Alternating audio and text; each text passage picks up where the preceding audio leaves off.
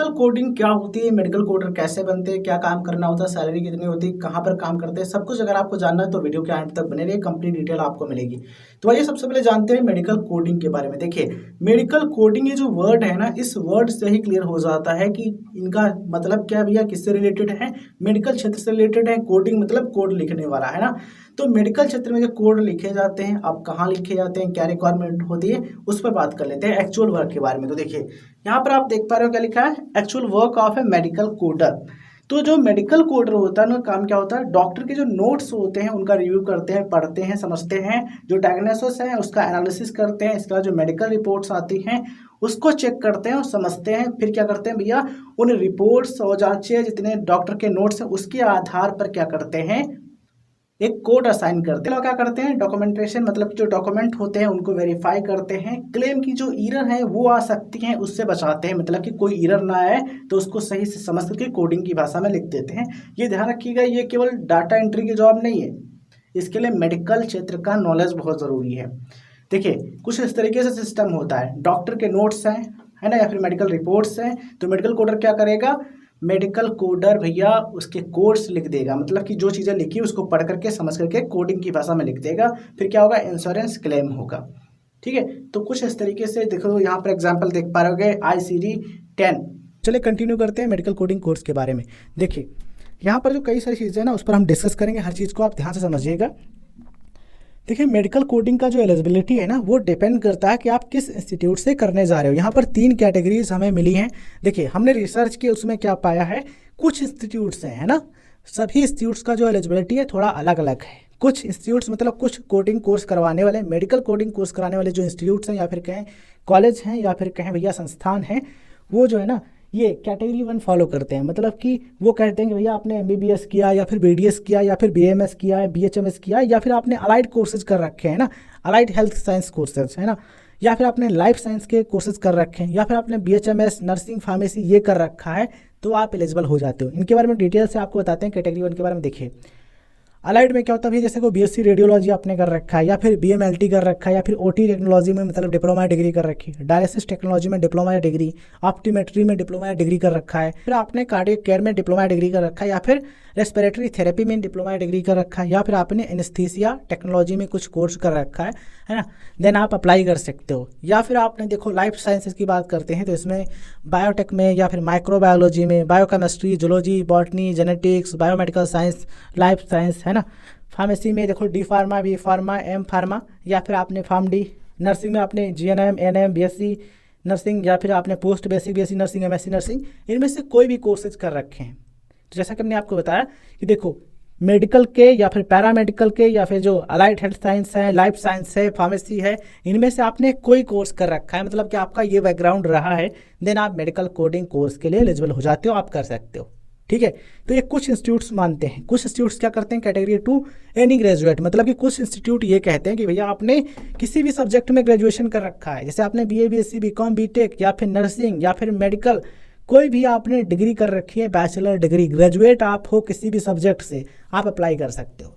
कुछ इंस्टीट्यूट्स कहते हैं भैया कैटेगरी 3 वाले कि 12th पास हो, मतलब कि कम से कम 12th पास हो तब भी हम आपको कोर्स करवा देंगे। लेकिन वो क्या करते हैं समझो, ये जो ग्रेजुएट वाले हैं ना, एनी ग्रेजुएट, मतलब कि जिनका मेडिकल बैकग्राउंड नहीं है, वो भी अप्लाई कर सकते हैं। ऐसे में क्या करते हैं भैया, कुछ इंस्टीट्यूट्स ये करते हैं कि इनको मेडिकल सेक्टर का नॉलेज पहले देते हैं, मतलब कि मेडिकल ट्रेनिंग देते हैं, एनाटॉमी हो गया, फिजियोलॉजी होगा, है ना, ये जो बेसिक चीज़ें होती हैं मेडिकल सेक्टर की, वो पहले साथ में पढ़ाते हैं, उसके बाद मेडिकल कोडिंग कराते हैं, है ना।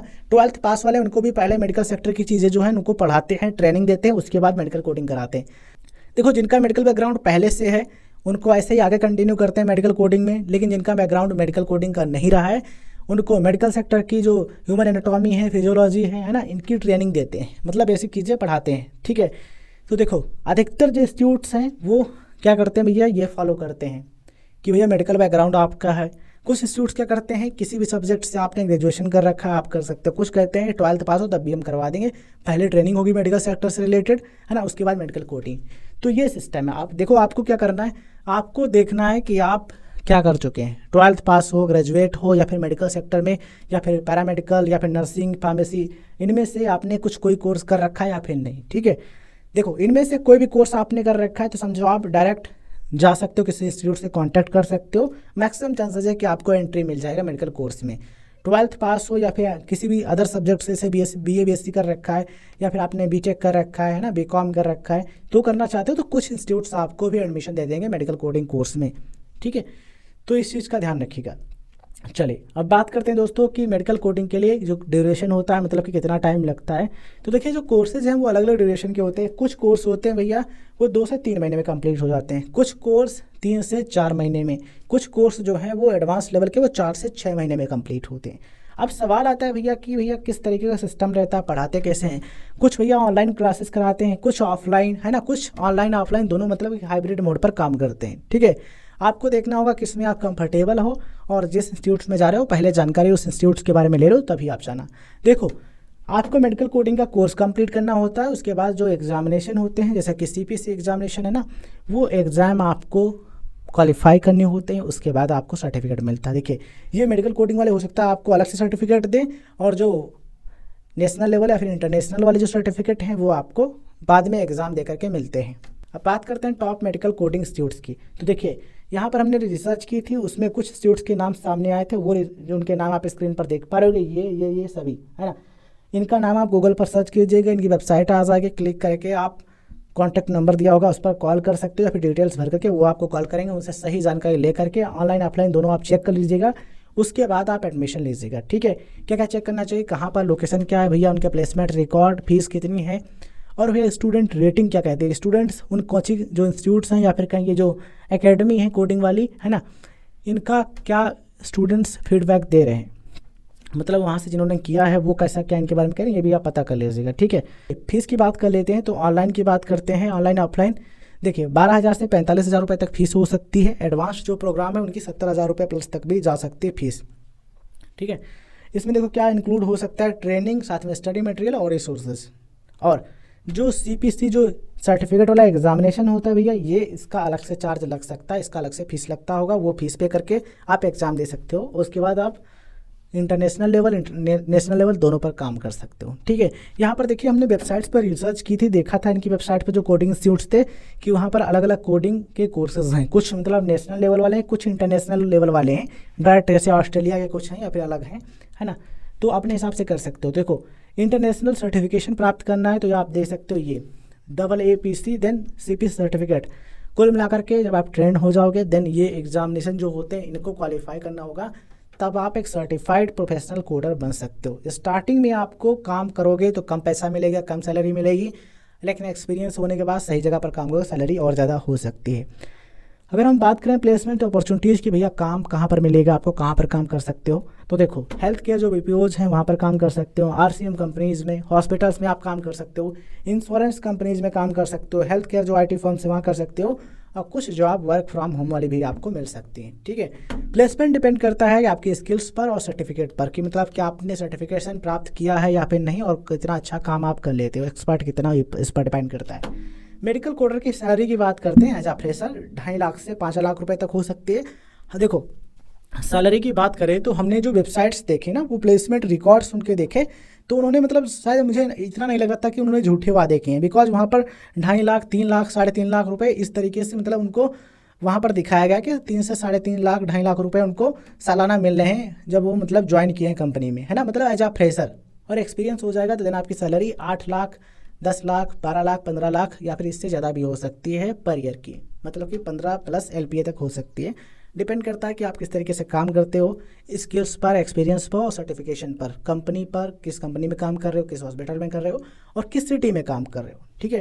देखो आपका करियर कुछ इस तरीके से हो सकता है, स्टार्टिंग में जूनियर कोडर के तौर पर काम, देन प्रमोशन से, एक्सपीरियंस से आप सीनियर कोडर, देन आप टीम को लीड कर सकते हो, देन आप कोडिंग मैनेजर भी बन सकते हो, ठीक है।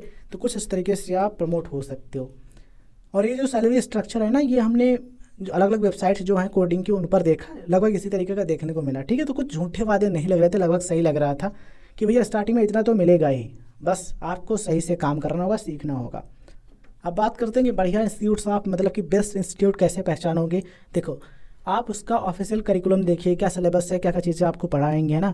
फैकल्टी मतलब जो टीचर्स हैं या फिर पढ़ाने वाले हैं उनका एक्सपीरियंस कैसा है, सीपीसी प्रिपरेशन किस तरीके से करा रहे हैं, प्रैक्टिकल ट्रेनिंग करा रहे हैं या फिर नहीं करा रहे हैं, प्लेसमेंट सपोर्ट है या फिर नहीं, या फिर केवल ऐसे नाम के लिए लिख रखा है वेबसाइट पर, और स्टूडेंट्स के रिव्यू कैसे हैं, स्टूडेंट क्या कहते हैं, और क्या कोई हिडन चार्ज तो नहीं है। कि सारी चीज़ें आप चेक कीजिए, अलग अलग इंस्टीट्यूट्स जो हैं कोडिंग एकेडमी हैं उनको कंपेयर कीजिए, है ना, जो सही लगे आप उससे कर सकते हो।